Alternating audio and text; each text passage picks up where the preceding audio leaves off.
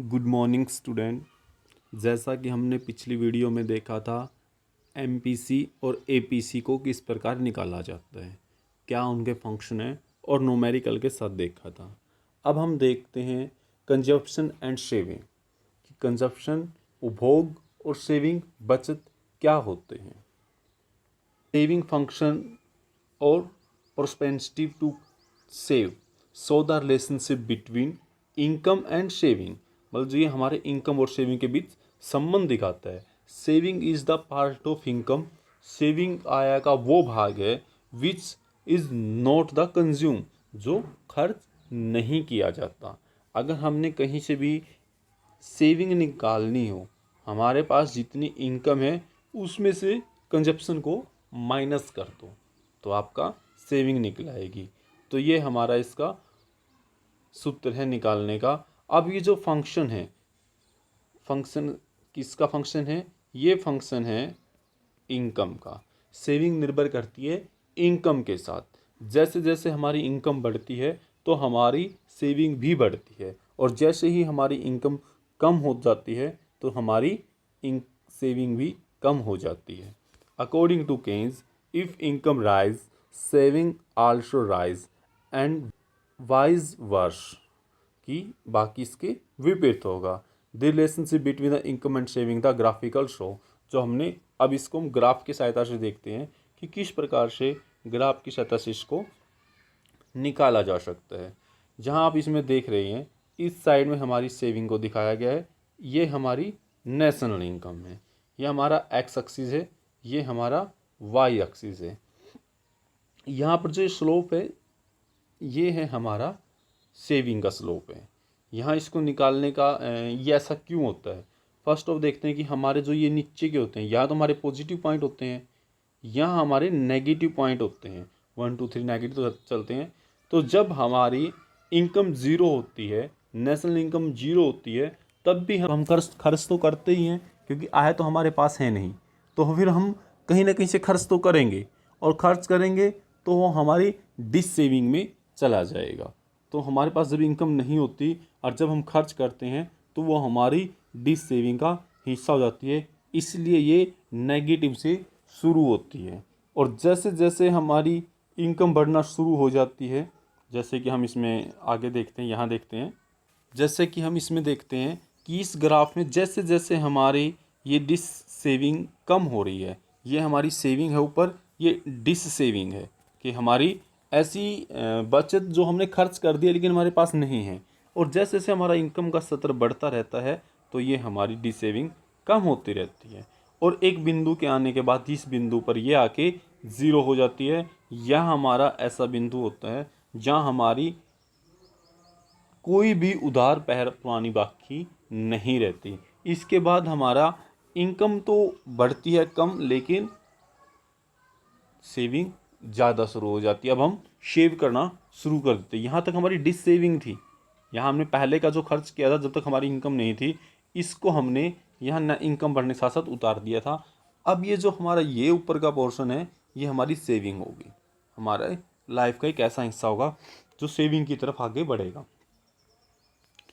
इसे अब हम एक न्यूमेरिकल से देखते हैं। हमारा जो ये सूत्र आया था इसमें S is equal to Y minus C, हमने सी देखा था। सी क्या होता था? हमारा ऑटोनोमस कंजप्शन प्लस में बी वाई, ये होता था। तो इन्होंने क्या किया, इस ग्राफ में इनके सूत्र को यहाँ लगा दिया इन्होंने। तो यहाँ S is equal to, S को छोड़ दिया, तो वाई माइनस सी के जगह उन्होंने कंजप्शन के सूत्र को रख दिया है ए प्लस बी वाई, इसको इन्होंने उसकी जगह रख दिया है। अगर हम इनमें से y को कॉमन ले लेते हैं तो हम यहाँ y को कॉमन ले लिया, अंदर बच गया हमारे पास 1 माइनस अल्फ़ा प्लस बीटा, ये हमारा प्लस है, ये बाहर की तरफ है, और ये हमारा माइनस है। इस तरह जब हम इसको बाहर निकाल लेंगे अल्फ़ा को, ये नेगेटिव हो जाएगा, तो नेगेटिव अल्फ़ा अंदर बच जाएगा, ये हमारा प्लस का हो जाएगा अंदर की तरफ जाके, ये अंदर था ही 1 प्लस बी और लास्ट में वाई, ये हमारा हो जाएगा एक नया सूत्र जो किसके बराबर है, सेविंग फंक्शन के बराबर है। ये हमारा सेविंग फंक्शन के बराबर का हमारा सूत्र इन्होंने निकाल दिया। यहाँ क्या दिखाया इन्होंने कि जो ये है ए है, ये हमारा अमाउंट है सेविंग पर जो हमने जब हमारी इनकम ज़ीरो थी तो कुछ ना कुछ खर्च किया जाता था। और ये वाई है हमारा level of income, S saving है। और ये 1 माइनस बी, ये हमारी 1 माइनस एम पी सी होती है, मतलब हमारे बीटा की value 1 minus M P C. इन्होंने दिखाया है नीचे की तरफ देखो अगर एक बार, इफ़ यदि consumption is greater than Y, अगर इनकम से ज़्यादा हमारा उपभोग है, देन सेविंग इज नेगेटिव। हमने इसमें ग्राफ के अंदर देखा था कि अगर हमारा कंजप्शन ज़्यादा है तो सेविंग क्या हो जाएगी, नेगेटिव हो जाएगी। अगर हमारी कंजप्शन और इनकम बराबर हैं देन सेविंग इज 0 पॉइंट ए।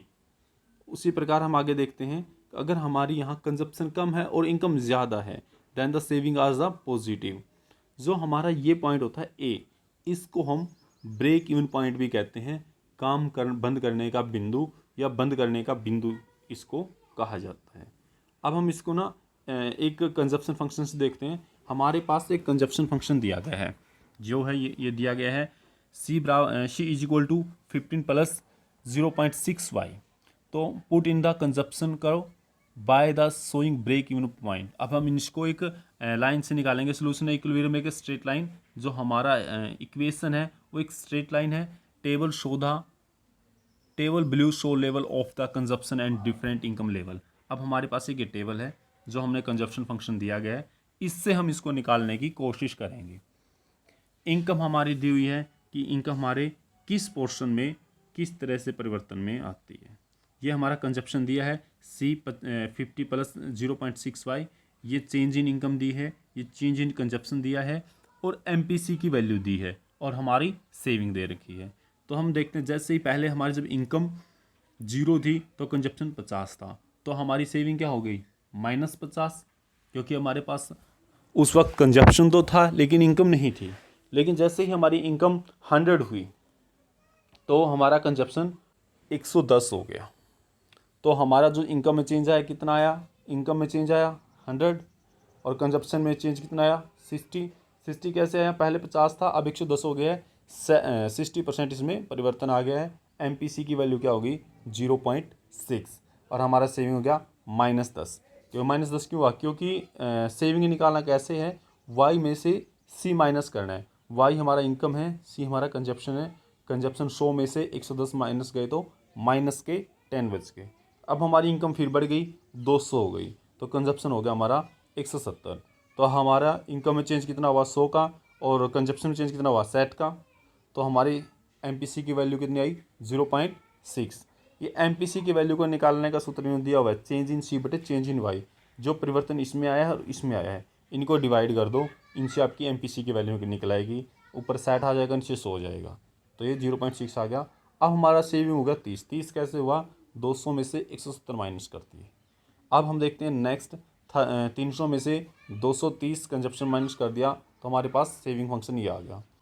जो हमने ग्राफ में देखा, हमारे तालिका में देखा था, उसमें देखिए इस साइड हमारी इनकम को दिया गया। जब हमारी इनकम का लेवल 0 था तो हमारा कंजप्शन फंक्शन 0 से शुरू होके, जो हमारी इनकम है इनकम 0 से शुरू होगी, तो 0 से शुरू होते हुए ये कर्व लाइन आगे की तरफ बढ़ती हुई जा रही है। ये इस प्रकार से ऊपर की तरफ बढ़ती हुई जा रही है। और कंजप्शन हमारा, ये हमने पहले भी देखा था, इस प्रकार ये ऊपर से शुरू होता है, क्योंकि कंजप्शन हमारा जब इनकम ना भी हो तब भी हमें करना पड़ता है।